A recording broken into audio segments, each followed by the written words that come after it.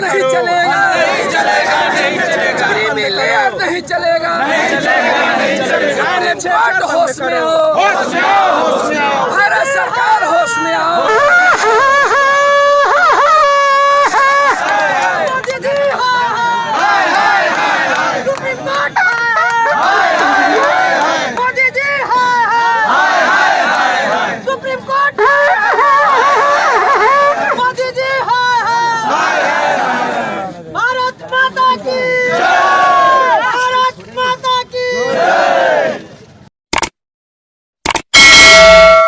नमस्कार, आप देख रहे हैं विंसम इंडिया और इस वक्त मैं बनियापुर में उपस्थित और बनियापुर में धरना प्रदर्शन यानी हड़ताल, पूरा भारत जो बंद है उस तरह से बनियापुर भी बंद है। बनियापुर में यातायात पूरी तरह से बाधित कर दिया गया। यहाँ आप देख सकते हैं किस तरह से नज़ारा, यहाँ पर पब्लिक का जमावड़ा किस तरह से है और सभी लोग खुल करके आज भारत बंद यानी सरकार के खिलाफ में आंदोलन किए हुए हैं, हड़ताल किए हुए हैं। आगे हम प्रक्रिया जानने का प्रयास करते हैं कि क्या कहना चाहते हैं, सारी प्रक्रिया हम लेकर के आप तक पहुंचाने का प्रयास करेंगे। तभी देख सकते हैं कि इस तरह से पूरे जाम लगाए हुए हैं और विभिन्न ST वाले लोग झंडा भी लगा चुके हैं और अब नारा भी लगा रहे हैं, सरकार के खिलाफ में प्रदर्शन कर रहे हैं। यही सच्चाई मैं दिखाने का प्रयास कर रहा हूँ। अभी मैं बनियापुर पुल पर उपस्थित हूँ और आज 21 अगस्त है, पूरा भारत बंद और पूरे भारत बंद में बनियापुर का नज़ारा मैं दिखाने का प्रयास कर रहा हूँ कि यहाँ की जनता किस तरह से सरकार के विरोध में उग्र प्रदर्शन की हुई है और किस तरह से भारत बंद का प्रदर्शन कर रही है। आप देख सकते हैं, चारों तरफ दिखा दीजिए कि किस तरह से लोग इकट्ठा हुए हैं और किस तरह से धरना प्रदर्शन किए हुए हैं, आरक्षण बचाओ नारा दे रहे हैं और संविधान में छेड़छाड़ के लिए ये लोग मनाही कर रहे हैं कि छेड़छाड़ नहीं होनी चाहिए। और ये लोग सब लोग बैठे हैं और तमाम तरह की बातें करने के लिए तैयार हैं। हम बारी बारी से सबसे मन की बात लेकर के आप तक पहुंचाने का प्रयास करें कि आखिर सरकार से ये लोग क्या कहना चाहते हैं। आप सर, सबसे पहले आपका स्वागत है। जी धन्यवाद। आप क्या कहना चाहिएगा? आप सभी लोग यहाँ पर एकत्रित हुए हैं और धरना प्रदर्शन किए हुए हैं, रोड को जाम किए हुए हैं, क्या कहना चाहते हैं?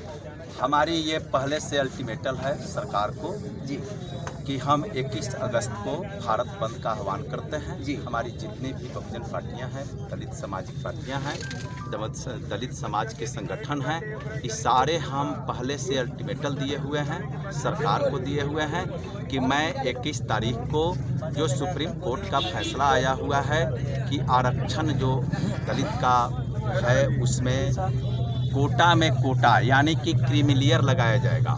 सुप्रीम कोर्ट का फैसला है जी। जिस क्रीमिलियर को हम लोग नहीं मानते हैं, हमारे देश का जो संविधान है उस संविधान के साथ सुप्रीम कोर्ट छेड़छाड़ नहीं करना चाहते, छेड़छाड़ करती है, जिसको हम लोग मंजूर नहीं करते हैं। जी। उसको छेड़छाड़ करना है तो हम सबको संपन्न कर दे जी औरों की तरह हमको कर दे, आज सबकी आरक्षण समाप्त कर दी जाए जी। लेकिन जो भारत सरकार का संविधान जो है, हमारे बाबा साहब के द्वारा संविधान निर्मित किया गया है, उसमें ये वर्णित है कि सबको अधिकार होना चाहिए जी। हम विकसित हो जाना चाहिए जी। हमारे समाज को विकसित हो जाना चाहिए। क्या मैं सरकार से पूछता हूँ क्या समाज हमारी विकसित हुई है? अभी तक विकसित नहीं हुई है। विकसित जब हुई नहीं हमारी सरकार, हम लोगों को विकसित नहीं की, हमको मुख्य धारा में नहीं लाई, तब तक वो क्रीमिलियर कैसे लगा सकती है? ये संविधान के साथ छेड़छाड़ करना बहुत गलत बात है। संविधान को छेड़छाड़ करना हमारे बाबा साहब के आत्मा को आहत करना है, हमारे दलित समाज को आहत करना है, जो ऐसा नहीं करना चाहिए सुप्रीम कोर्ट को, जिसके विरोध में हम आज भारत बंद का आह्वान किए हुए हैं। आगे क्या कहिएगा?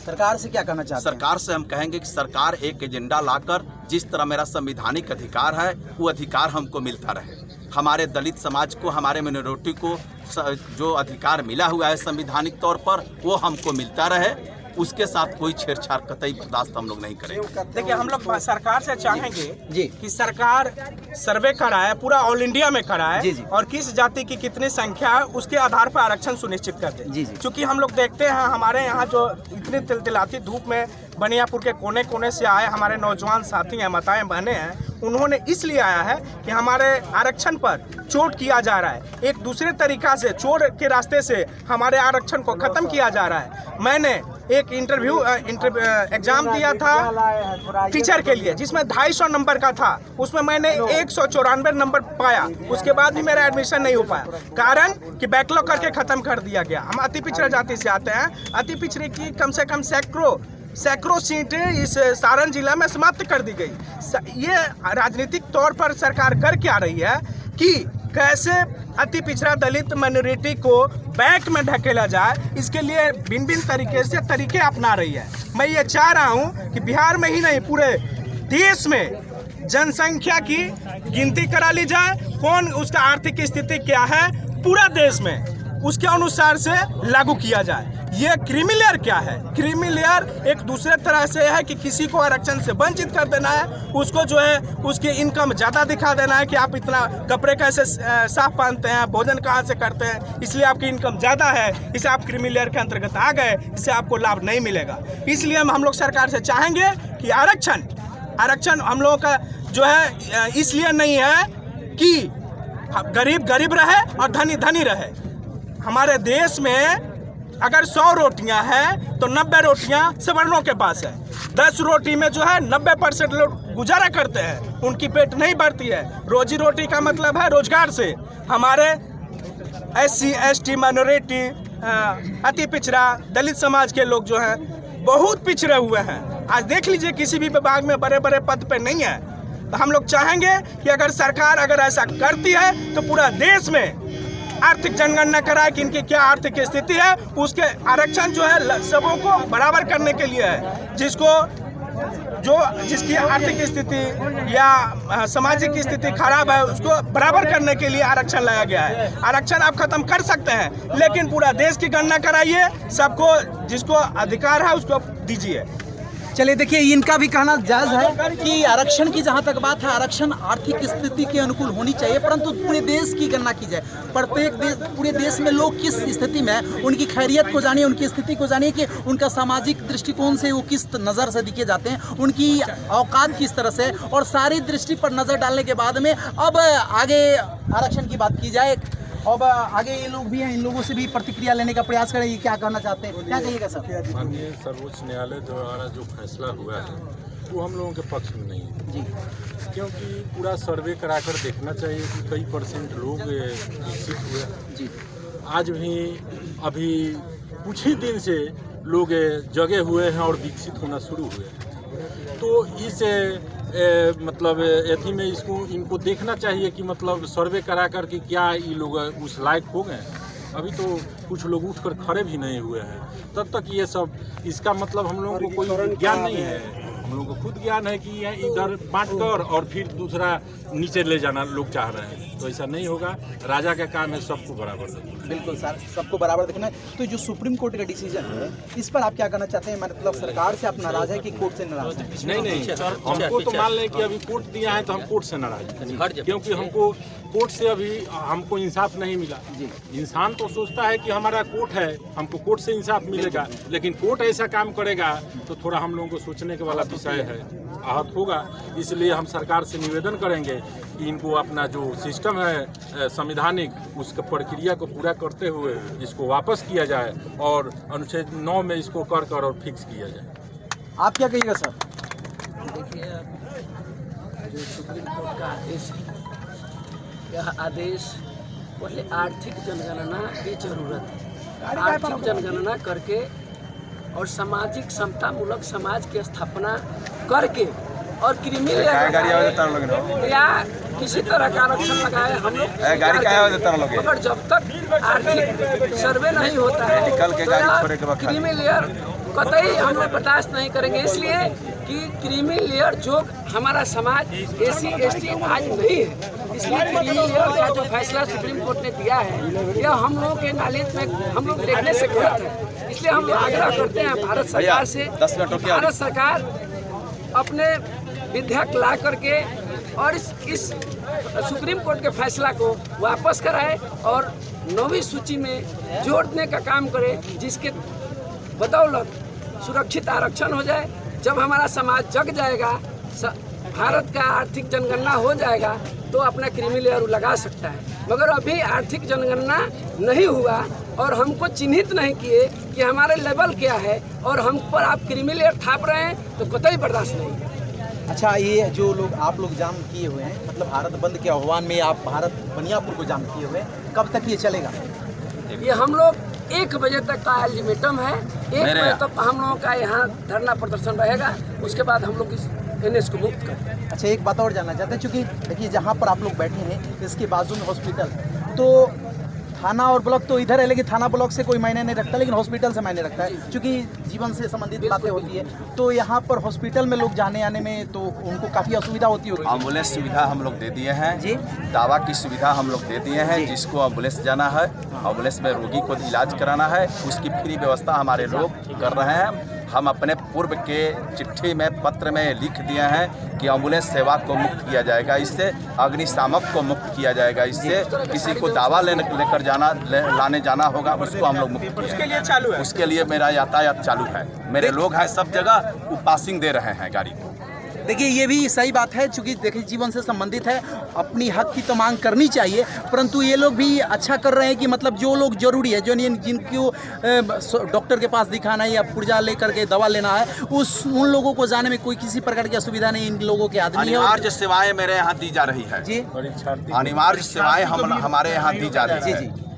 अनिवार्य सेवाएं में कोई बाधित नहीं है, कहीं भी नहीं है जी जी। परीक्षा देने वाले तो कभी हम लोगों ने पासिंग दिया है जी। पढ़ने किसी को बच्चे को भी दिया गया है। क्या बोले? पढ़ने जाने वाला जो गाड़ी है जी उसको भी हम बच्चे को दिया गया है। जो लड़कियां हैं, बच्चियां जो पढ़ के आ रही है, उनको भी हम लोग साइड करा रहे हैं और हमारे लोग लगे हुए हैं सब जगह, और सब जगह साइड दिया जा रहा है। किसी को रास्ता पता नहीं है, उसको बता के रास्ता बताया जा रहा है कि ऐसे चल रही है, आपका सुविधा। अनिवार्य सेवाएं मेरे यहाँ बाधित नहीं है। देखिए ये लोग अनिवार्य सेवाएं की कोई दिक्कत नहीं है। यानी जो आप लोग बंदी के हैं संवैधानिक तौर पर संवैधानिक मेरी सारी संगठनें ये पहले अल्टीमेटम दे चुकी है, जिसको मीडिया में भी आ गया है। सारी व्यवस्थाएं यहाँ थाना प्रभारी को, यहाँ सीओ को, यहाँ वीडियो को, एसपी सर को, डीएम सर को, सबको लिखित आवेदन दिया जा चुका है कि अनिवार्य सेवाएं मेरे यहाँ बाधित नहीं रहेगी। कोई भी इमरजेंसी सेवाएं, अभी हम लोगों ने एम्बुलेंस को पासिंग दिया गया, अभी 100 जा रहा था, अभी आपके आने से पहले उसको हम लोग पासिंग दिए, उसको बाइज्जत एकदम पासिंग दिया जा रहा है, कोई दिक्कत नहीं है। मेरे अनिवार्य सेवाएं, जरूरी जो भी सेवाएं हैं उसकी कोई बाध्यता नहीं है। देखिए ये लोग बता रहे हैं कि जो भी अनिवार्य सेवाएं हैं, जिसको ज़्यादा ज़रूरत है, देखिए अभी गाड़ी जा रही है, यानी जो पेशेंट हैं, डिलीवरी का हो या किसी भी प्रकार की रोगी हो, उनको जाने आने में किसी प्रकार की असुविधा नहीं, उनको किसी प्रकार से कोई रोकने वाला नहीं है। यानी उनको सहूलियत के साथ में सहयोग करके लोग आसपास, मैंने इस पार से उस पार, उस पार से इस पार कराने के लोग तैयार हैं। और बाकी बात, परीक्षार्थी, पढ़ने लिखने वाले जो भी बच्चे हैं, उनको भी ये लोग भरपूर मदद करने के लिए तैयार हैं। और ये लोग बैठे हैं और मांग कर रहे हैं, यानी जो भी इनकी मांग है और बैठक है, संवैधानिक तौर पर हड़ताल किए हुए हैं। यानी किसी प्रकार के तोड़फोड़ और किसी प्रकार की अनर्गल बातें ये लोग नहीं करते हैं। शांतिपूर्वक ढंग से बैठ करके, और सुप्रीम कोर्ट का जो डिसीजन है उससे ये लोग नाराजगी जाहिर कर रहे हैं और उसके खिलाफ में आवाज़ लगा रहे हैं और अपने हक की बात मान रहे हैं कि इसमें कोई छेड़छाड़ करने नहीं चाहिए। बस यही सच्चाई में दिखाने का प्रयास किया। अभी सर हैं, इनसे भी मैं प्रतिक्रिया लेने का प्रयास कर रहा हूँ। आप क्या कहिएगा सर? हम कहना चाहेंगे कि ये भारत के जो मूल निवासी है, भारत के जो बहुजन है जी, ये भारत के जो बहुजन हैं, मूल निवासी हैं, ये समाजवादी विचारधारा है जी। किसी तरह का भेदभाव बर्दाश्त करने के भारत के ये तैयार नहीं है।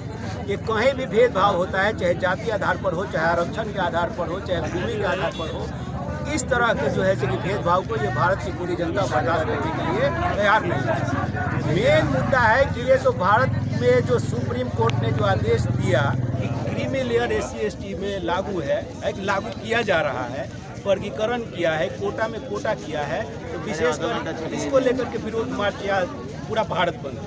लेकिन यहाँ पर जितने भी लोग हैं वो भारत की सत्ता से बहुत दुखी हैं और तकलीफ में। 75 साल की आज़ादी में इनको समानता का आर्थिक और सामाजिक आधार पर समानता नहीं मिला।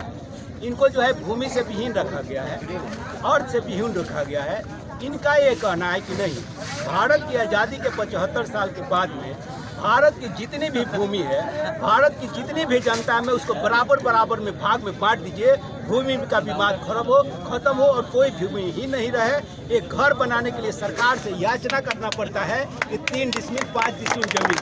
अरे भाई, एक आदमी 1000 बीघा 500 बीघा जमीन जोत रहा है, एक व्यक्ति को 3 डिसमिल जमीन और 5 डिसमिल के लिए याचना करना पड़ रहा है। एक आदमी जो है अरबों की संपत्ति खड़ा करके बड़ी बड़ी बिल्डिंगें खड़ा कर रहा है, किसी को झोपड़ी रखने का जगह नहीं है। ये भारत में असमानता क्यों है? क्यों नहीं आय की समानता बराबर की जाए? भारत का जो GDP है, जो ये नेशनल इनकम है, भारत की पूरी जनता में क्यों ना बराबर बांट दिया जाए, भारत की पूरी भूमि को क्यों नहीं बांट दिया जाए, पूरी भारत की जनता में भारत का जितने भी संसाधन है, खनिज पदार्थ है, क्यों नहीं बराबर भागों में बांटे। आखिर अडानी और अदानी सत्ता का क्या है, दामाद लगते हैं कि सारे संसाधनों पर अडानी और अंबानी और उद्योगपतियों का राज रहेगा और वो लोग अरबपति और खरबपति बनेंगे और हमारी देश की जनता गरीबी में मरती रहेगी और गरीबी पर चर्चा लोकसभा और विधानसभा में होता रहेगा और गरीबी भारत की खत्म नहीं होगी। इन्होंने एक बहाना गरीब का बना करके योजना बनाते हैं और सारे योजना का लाभ जो है अमीरों को देते हैं। जितना भी ठेकेदारी व्यवस्था है सारे लोग वही हैं, वही लोग उनको का ठेकेदारी मिलती है। गरीब को शेड्यूल ट्राइब ओबीसी माइनॉरिटी को कहाँ ठेकेदारी मिलती है कि नहीं? तो ये जो असमानता है ये नहीं होना चाहिए। भारत की जनता उब चुकी है, जैसे बांग्लादेश की जनता उब चुकी थी, श्रीलंका की जनता उब चुकी थी, पाकिस्तान की जनता उब चुकी थी और उन्होंने सत्ता के विरोध में विद्रोह कर दिया और सत्ता से हटा दिया। कहां से? श्रीलंका का सत्ता हटा दिया, श्रीलंका के राजा को हटाया वहां से। नेपाल में विद्रोह हुआ, श्रीलंका में अभी विद्रोह हुआ, अभी बांग्लादेश में देखिए शेख हसीना को हसीन बन करके भारत में शरण लेना पड़ा है। कहीं ऐसा ना हो कि ये भारत की जो खलफलाहट है, जनता की जो खलफलाहट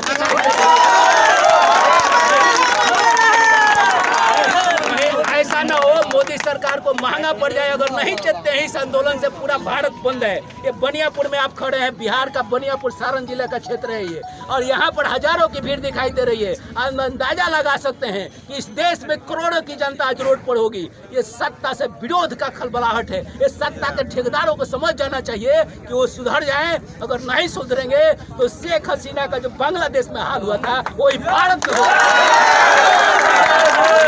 सोच लेना चाहिए। देखिए, इस सरकार को खुल्लम खुल्ला चुनौती दे दी। इनकी आवाज से आप एहसास कर सकते हैं कि सरकार को चुनौती दी कि जो स्थिति बांग्लादेश में हुई है, जो वहां के सत्ताधीश के साथ व्यवहार किया गया, वही यहाँ पर भी हो सकता है। इसलिए आपको सचेत होने की जरूरत है और इन लोगों की मांग पर आवाज, इनकी आवाज जो है, इनकी आवाज को सुनने की जरूरत है। ये क्या कहना चाहते हैं और जब तक नहीं सुनिएगा तब तक ये लोग अपना उग्र प्रदर्शन जो है सरकार के खिलाफ ये लगाते रहेंगे। आपकी जो मांग है, आप लोग जो प्रदर्शन कर रहे हैं, सरकार के खिलाफ कर रहे हैं या सुप्रीम कोर्ट के खिलाफ कर रहे हैं? हमारा आंदोलन सुप्रीम कोर्ट के अध्यादेश के खिलाफ है और भारत सरकार के खिलाफ है, उसके नीतियों के खिलाफ है। ये क्या तरीका है? इस भारत की जनता को आप हिंदू मुस्लिम के नाम पर राज कर रहे हैं बांट करके। ये क्या सरकार को करना चाहिए? और फिर आप क्या कर रहे हैं? अनुसूचित जाति में आप झगड़ा लगा रहे हैं, क्रिमिनल लगा करके कि ये बढ़ जाए और फिर हमको वोट मिल जाए और फिर मेरी सरकार चलती रहे। क्या यह करने के लिए आप पिछड़ा अच्छी पितरा में आप झगड़ा लगा रहे हैं? पसमंदा और मुसलमानों को बांट रहे हैं। यह बांट कर राजनीति करने का ये जो सरकार का नीति है, इस सरकार की नीति के खिलाफ पूरे भारत की जनता है। अभी तो ये भारत की जनता इन सड़कों पर गांव-गांव में दिखाई दे रही है, शहरों में दिखाई दे रही है। आने वाले समय में भारत सरकार को मैं वार्निंग देता हूँ, ये भारत की जनता पुलिस पहुंचेगी सुप्रीम कोर्ट और पार्लियामेंट का घेराव करेगी और सुप्रीम कोर्ट के जज को भी हटाएगी।